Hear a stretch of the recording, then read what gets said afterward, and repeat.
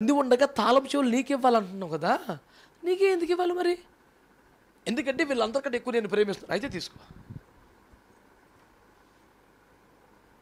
నేను అందరితో సమానమే, వాళ్ళు చేసినంత ప్రార్థన చేస్తాను, వాళ్ళు చేసినంత వాక్యం చదువుతాను, వాళ్ళు చేసినంత భక్తి చేస్తాను. నీకు ఎక్స్ట్రాగా ఎందుకు ఒక అధికారం ఇవ్వాలి? ఎందుకు ఒక పట్టణాన్ని నీ చేతిలో పెట్టాలి? ఎందుకు ఒక గుంపుని నీ చేతిలో పెట్టాలి? ఎందుకు ఒక తాళపు చెవి నీ చేతికి ఇవ్వాలి? నీకు ఎక్స్ట్రా ఎందుకు ఇవ్వాలి? వీళ్ళందరికంటే ఎక్కువగా నన్ను ప్రేమించుచున్నావా? Yes Lord, I do. ఇట్లా తీసుకెళ్ళి నా మందను మేపో, నా మందను కాయ్. యేసయ్య అంటే నాకు ఇష్టమే అనే దగ్గర నుంచి మీ కుటుంబంలో, మీ బంధువుల్లో, నీ స్నేహితుల్లో వారందరికన్నా నేను ఎక్కువగా యేసయ్యని ప్రేమించాలి, ఎక్కువగా యేసయ్యతో మాట్లాడాలి, స్నేహం చేయాలి, ఆయన సంతోషపరచాలి. హేబేలుకున్న ఆశ అంట అన్నకంట బెస్ట్ ఇవ్వాలి దేవుడికి నాకు ఆశ అంట. బెస్ట్ పొందుకోవాలని ఆశపడే వాళ్ళు ఉంటారు, కానీ బెస్ట్ ఇవ్వాలని ఆశపడే వాళ్ళు ఉంటారండి.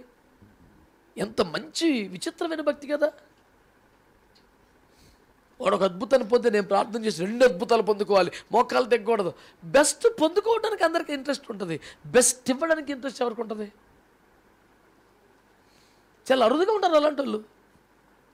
అందుకనే మృతి పొంది మాట్లాడుతున్నారు వాళ్ళు. మనం బతుకుండే ఏడవలేకపోతున్నాం, సరిగ్గా ఏది చేయలేకపోతున్నాం.